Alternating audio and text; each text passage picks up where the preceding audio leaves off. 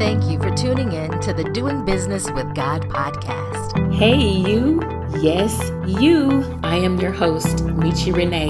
It is Michi's passion to help you live your best life and do business God's way. Michi will be talking about entrepreneurship, manifestation, monetization, mindset, beliefs, starting and growing a business, nonprofit, or ministry, all while serving God. So welcome to My Daddy's Business.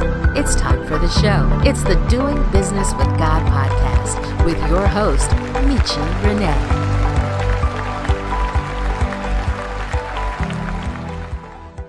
Hello, tribe. Welcome back to another episode of the Doing Business with God podcast, dedicated to helping you do business God's way. In this episode, I will be talking to Miss Sophia Makris. She is a wife, a mom to 3 kids, an ambitious stay-at-home mom turned mindset and happiness coach. And she lives on a beautiful little island called Sepsis in Greece. Sophia, welcome to the Doing Business with God podcast. How are you today? I'm awesome. Thank you, Michi, for having me. I'm so excited to be here with you. Doing business with God, God's way, right? Absolutely. So let's just jump right into it. So tell me about who Sophia is and what you do and kind of your entrepreneurial journey and how you've gotten to where you are right now. Who Sophia is? Wow. Sophia is a happy, excited mom of 3. Which it wasn't always that way, okay? I was born in the USA from Greek parents, and I came to Greece at age 9 when my parents separated. And that was not easy for me. But as the years went by, I decided I was always back and forth. And as the years went by, I decided to live in Greece, make it here. Like, I didn't want to go back and forth. So I'm like, okay, Sophia, you're staying. Where do you like it better? What is your heart asking for? I just followed my heart. And I always did that ever since I was a kid. And I came to Greece and I stayed here. And then I decided with a friend of mine to open a crepe shop here in Spetses. Spetses is a small island here in Greece. And we just left everything in Athens and just came to the island, which I met my husband, had 3 kids, and decided, okay. And I was always a woman. I was always like following my heart. I was independent. I was always like, whenever like I would feel that where I was working or what I was doing, I wasn't growing, I was like, okay, Sophia, you got to take the next step. And that's what I would always do. So when I became a mom, it was very fast. Everything happened very fast.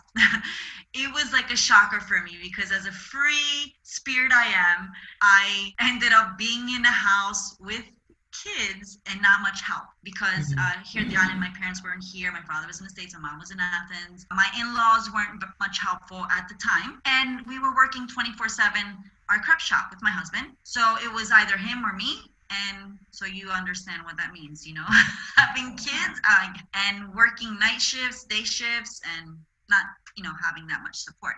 So it really, it was really a tough one for me. But after that, after my second child, I was always like feeling, okay, I'm not just a mom. I just got into the story. I'm not just a mom. I'm like, I want to do more. Like I went through depression. I went through many things, because I wasn't doing what my heart was wanting to do. Not like I didn't want, like I love my children. It's just that, I wanted more. I knew I deserved more. My kids deserved more. And so I don't know if you want me to say like, yeah, say whatever you want to say. How it happened. Okay. Then after I was always like, I guess because I was always asking for, the worst part was that when I had my second child, I went through postpartum depression, but I didn't know it. And I was asking for, God to take my life. I was like on the couch saying, God, I don't want this. I don't want this life. My children don't, because I was always yelling. I was like a depressed person, which it was like totally different of what I was before. I was always that exciting person, that happy person that, everyone loved me. I loved everyone. I was like so excited of life. And I was asking for God to, I'm like, okay, I can't take this anymore. I can't do it. So what happened? 3 days I was in this like really bad situation, and I was telling my husband. He didn't know what to do. I'm like, I need help. It's either, I need help or I don't know what's gonna happen. I don't want to live like this anymore. Something needs to happen. So what happened? I remember that one night, my oldest son, he was like around 3.5, 4. He brought me. We had just moved into this new house, and he brought me the Bible, which is in Greek, okay? And he brought me the Bible, and I did not know, Michi, where that was, where he found it, because we had just moved. And really, to tell you the truth, I've never opened it also. Like, we just had it, and I don't know where he found it, and he just bought it, and he's like, Mom, I want you to read this to me.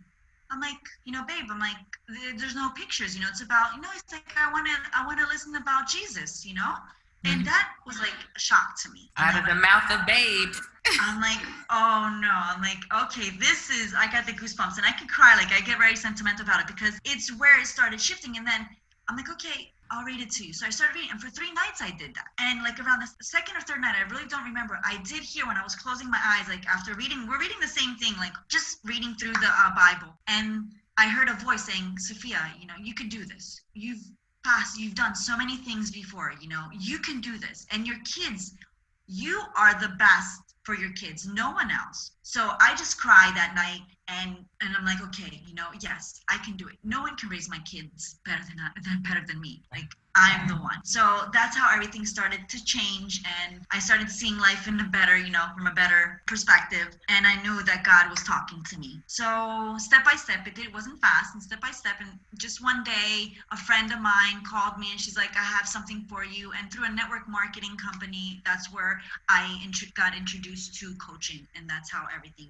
started. Like, oh yeah, I love this, I always love to help people. I was always the go-to person in school. Mm-hmm. And it just sounded like I could work from home, and there's like financial freedom. Oh my God, this is it. So like, I knew God was talking to me. I know I'm here for a reason.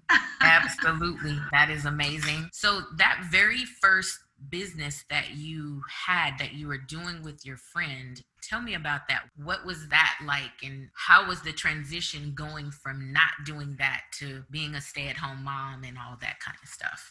We hope that you are enjoying this episode. If you would like to be a guest, check the show notes for all the details. Let's get back to the Doing Business with God podcast with Michi Renee. Wow, it was, we were in Athens, and because I was working many hours at a construction company, and I was not happy. So there was no more growth in that. And my friend was going through the same thing in a way, and she's like, okay, let's do something. So we would come here to Spetses for vacation, for like Easter vacation, or for like, summer vacation. And I had worked here like 3 summers before that at a bar as a waitress. Mm-hmm. And I really loved the way it was, the smell, it was like, it's the sea and the mountain together, and it's very beautiful. And it was magical. So I really loved it. And she came here, she liked it also. We're like, okay, let's try it out. So we found a place, and we opened the crepe shop. And there was like, I loved the fact that we did something, it was our little shop. It was so cute and everything. But it was hard for my friend because we were working different hours. We couldn't both work at the same time. So there wasn't free time for us. She wanted a friend. She wasn't very open to meeting many people, and interacting with other people. Mm-hmm. More than, like, she lasted a year, and then she went back to Athens to her family. And I stayed with the shop, and my husband, before like this happened, my husband had a bar, and then he started coming into the crepe shop and helping out, and that's how we took charge of the whole thing. And then I felt pregnant, and I couldn't work. Like, he's like, okay, let me do this. You stay at home, because we had no help. So it had to work out. We had to figure out a way. But till my first was 6 months, he would work night, I would work day, would take the shit, like the one would hold the baby, and the other would go to work. So it was really tired. Like, I didn't enjoy it as much. So I think that all this played, a role, because I wasn't eating well. I wasn't sleeping well. I was by myself. I felt lonely. Like, I felt like, okay, like I had friends, but over the phone. So that was part of that postpartum. That's what came to me. Like, I figured that out after, though, I had the second child, but as it started happening and I started feeling all of this, and then I had the second child, which the best time with my children was when I had like labor and those 5 days in the hospital. It was amazing because Michi, they took care of me. They fed me. They would bring my baby. I'm like, I don't want to go home. and after a while, like when I had the second one and everything was starting to pile up, I'm like, oh my God. So that's when a year after, I realized that was the deal. Yeah. But I healed myself by stepping back, by listening to God, by seeing that, what my son brought to me, the Bible, that was like the first hit. That's like, okay, Sophia, you got the sign there. And Yeah. I always believe that God has my back. So that's how it all, I started healing myself, reminding myself, Sophia, how you were before, what were you doing, taking care of yourself, working out, drinking water,